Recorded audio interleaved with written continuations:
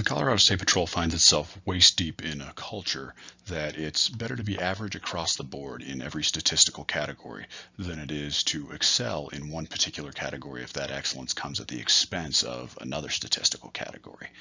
This is mainly true in field troops, where troopers are responsible for general patrol and general law enforcement duties, but it's also starting to be seen in some of the specialty units. Certain units have received directives that require them to take time away from their primary job functions, such as interdicting human trafficking, in order to attempt to maintain the statewide average in other categories, more traditional statistical categories such as seatbelt citations and DUI arrests. This culture also shows itself in the way that performance goals are written for troopers and handed out at the beginning of each year.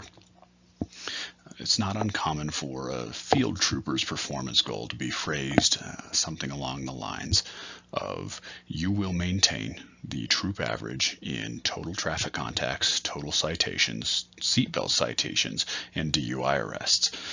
Continuing down the road to the actual evaluation portion, it's more likely that a trooper will find their evaluation focused on the fact that they were at 70% of the troop average in seatbelt citations, as opposed to the fact that they were in the top 5% statewide in DUI enforcement. While there is no single cause for this culture of mediocrity, I believe that currently there are two primary driving factors behind it.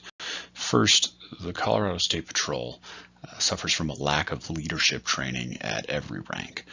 There's a failure to encourage leadership development among troopers, and subsequently we fall into the trap of assuming that when we put stripes on someone's sleeve, those stripes magically come with leadership skills. Secondly, we have an agency-wide hyper-focus on statistical measures. This causes us to fail to look at other measures of performance or anything else for that matter. We tend to focus specifically on those few statistics that we think are valuable and important and that tend to get named in performance plans, and leave everything else by the wayside. If one of those statistics is lacking, we don't look beyond that statistic to find the underlying cause, and if there's something else that could legitimately explain why that number is low. This is seen in awards as well as in performance plans and performance evaluations. We tend to give people awards for excelling in a particular statistical area, but nothing else. We'll see award after award given for being the top DUI enforcer in a troop, the top seatbelt enforcer in a troop, for making the most traffic stops in a troop. But rarely do we see awards for someone who puts in hundreds of hours building a community engagement program or a multi-agency task force. The effects of this culture of mediocrity are primarily detrimental.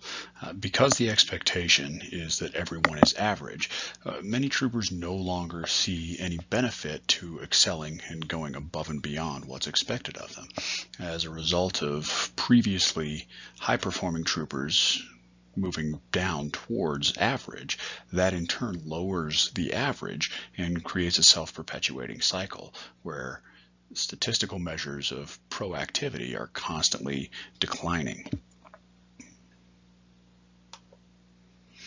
As a result of declining activity, public safety is also on the decline.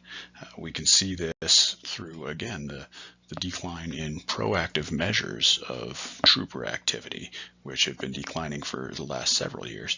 And we can also see it through the fact that our fatal and impaired driving related crashes are up. According to the Colorado Department of Transportation, between 2014 and 2017, impaired driving related crashes rose 41% and fatal crashes rose 30%. And these numbers are disproportionate and can't be explained simply by Colorado's population growth. I think that strategic leadership provides an interesting avenue from which to approach the challenge of changing the culture of mediocrity within the Colorado State Patrol. Strategic leadership traditionally has been focused primarily in terms of top executives, such as CEOs and sometimes boards of directors. And the body of research traditionally was more about who the strategic leaders were and looking at demographics than about what they were doing or how they were doing it. More recently, strategic leadership research has begun to incorporate other leadership theories and look more at behaviors than demographics.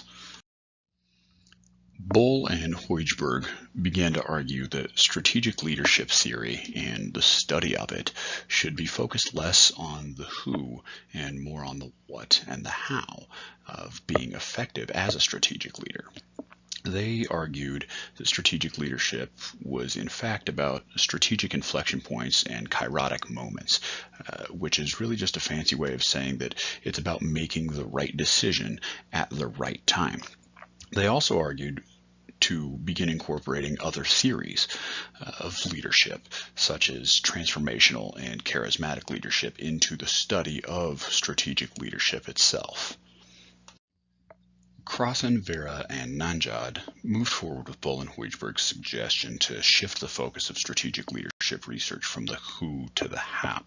They argue that in today's chaotic environment, a multi-level approach to leadership is necessary to be successful as a strategic leader. They argue that successful strategic leaders today need to be able to lead themselves, they need to be able to lead others, and they need to be able to lead their organization.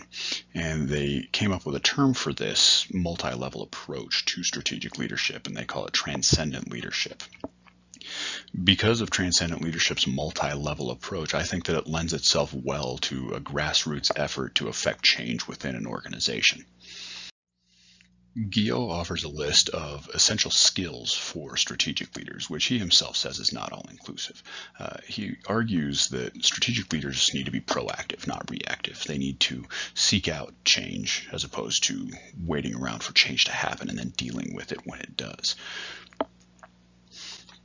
He says that they need to be transformational in order to inspire other people to work to moving an organization toward common goals. And he focuses a great deal on change, the leader's ability to anticipate change, to lead change, and to foster a mindset of working toward change in others. So the question now is, what am I going to do about it? What am I going to do to work towards changing this culture of mediocrity within the Colorado State Patrol? First and foremost, I think it's important that now is the right time to make this change.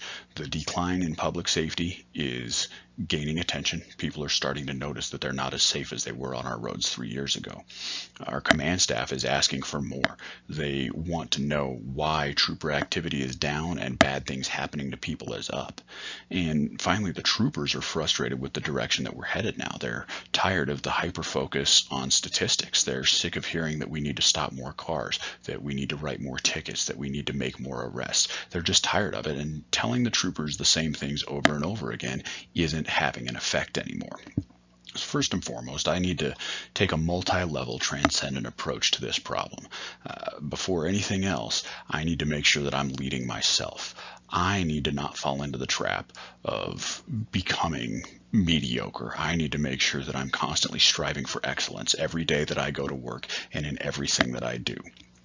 Once I am at that level, then and only then can I begin to lead my peers, to try to bring them up to that same level. Now, since I'm a line trooper, I don't have the authority or the power or the resources to punish or reward anyone for their performance. So I'm going to have to use a transformational approach. I'm going to have to try and inspire my peers to increase their performance. I'm going to have to get them to focus on the greater good.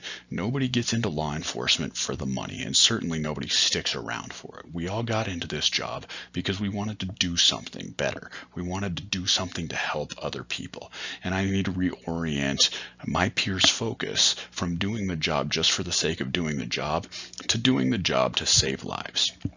I don't think it's going to be easy. I don't think it's going to be fast, but I think it's going to be worth it. Based on my experience having used some of these strategies with younger troopers to try and shift their focus from the training mentality of I'm making this traffic stop for the sake of making this traffic stop, and reorienting them to the real reason that we're doing what we do, which is saving lives. I'm making this traffic stop because it has the potential to save someone's life. Based on my experience doing that and having seen that change, I think that slowly but surely I'll start to see change. I think it's going to come locally first. I think first I'll see change within my shift that'll then spread to my entire team on this side of the week. And I think that'll then spread to the other team on the other side of the week. And as a troop as a whole, we will start to see improvement. Now, once we're improving as a whole, hopefully other people in other areas will start to take notice. They're going to start asking what's going on in Weld County. Why is Troop 3A seeing this improvement? And they'll start asking us when they see us what we're doing and what's going on. And that mentality can then spread, and it'll go from a local change to a statewide change. And ideally, this culture of mediocrity will start to dissipate, and it'll start to wither and die. And Colorado State Troopers once again will be striving for excellence in everything they do, instead of striving to be as average as possible.